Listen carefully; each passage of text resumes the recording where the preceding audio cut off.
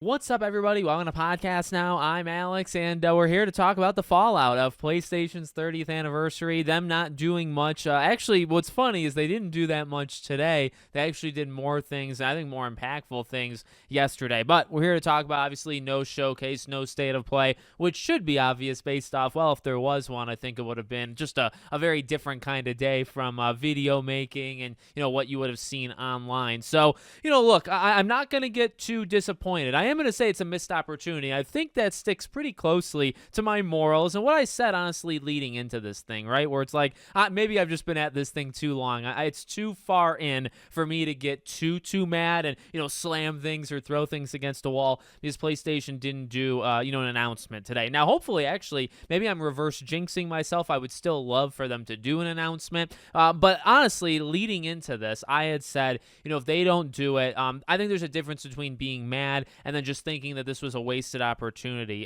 Now, with that being said, again, yesterday I talked about how good they were doing. I think leading into this 30th anniversary day, they did really well. Like I said, I think some of the heavy hitter type things with, updating the PlayStation itself and doing that trailer. Kind of weird to drop the trailer and to drop the PS5 update the day before the actual anniversary, and then here we are in the anniversary and there's nothing. So again, I do just think more wasted opportunity than anything else. It would have been nice. At the same time, look, if you're asking for things that don't exist, and I'm not necessarily guaranteeing something does or doesn't exist, but, if we're asking for the return of Sly Cooper, say, something that I say in every video, if it's not happening, we can keep asking, and I don't think we should stop. But at the same time, what do you expect back, right? If they're not doing it, like, you're going to hear crickets because there's nothing actually to announce. So I don't know. I think it still made a lot of sense to do something for this. Again, you think to the state of play back 5 years ago, they did that 2 days before the Game Awards. I guess there's always still a chance. Next week, right? Next Thursday is the Game Awards, so technically they would have done it like that Tuesday 5 years ago. Maybe that still happens. You're still within like a shot of announcing it and having it happen next week. But as I've said, kind of leading in, if you weren't going to do it today, and yeah, I mean, having the history of, okay, well, they have been close to the Game Awards before, so maybe it's possible they take a second shot at it. That gets me, again, hopeful that something could happen. It doesn't get me expecting it. And ultimately, I still think if you want a guarantee of seeing something PlayStation, I think the Game Awards is your guarantee. Now, I do not think you're getting a 30, 40, 50-minute PlayStation corner of the Game Awards. It's just flat out not going to happen. Jeff Keighley has never done that before in 10 years, and even before then with those Spike Video Game Awards, he's never done that. He never will do that. He actually is pretty opposed to that. So as I've said, over the last couple weeks and in several videos, I think you're going to get 2 or 3 announcements. I do still think that Horizon multiplayer, I think that makes a lot of sense for the Game Awards,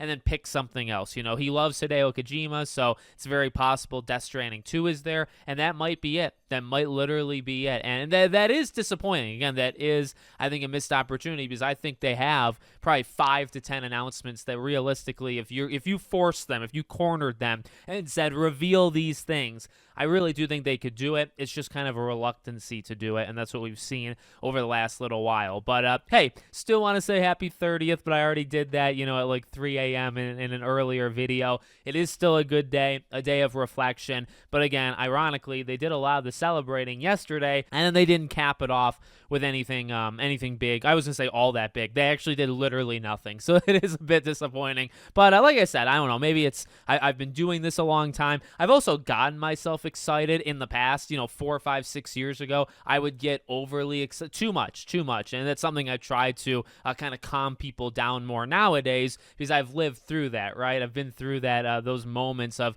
getting overly hyped when, you can do it. It's your life, you do what you want, but I think some things are just not really all that necessary. And as I always say, there will be things. You're going to get video games. PlayStation is going to continue making games. You're probably going to get some old games that come back eventually. You're going to get your new games. Yeah, it's a pain and it's annoying annoying, the waiting period, and especially when they can't string together things coherently, which has been it's been a problem for them for quite a while with the quality and the consistency of showcases and state of plays. That it is an annoyance and it is something that's a problem, but I don't know. I think it bugged me 5 years ago way more than it bugs me now. With that being said, let me know what you think in the comments. Make sure, as always, you're subscribed to the channel, bell icon turned on, and I hope to see you all on the next one.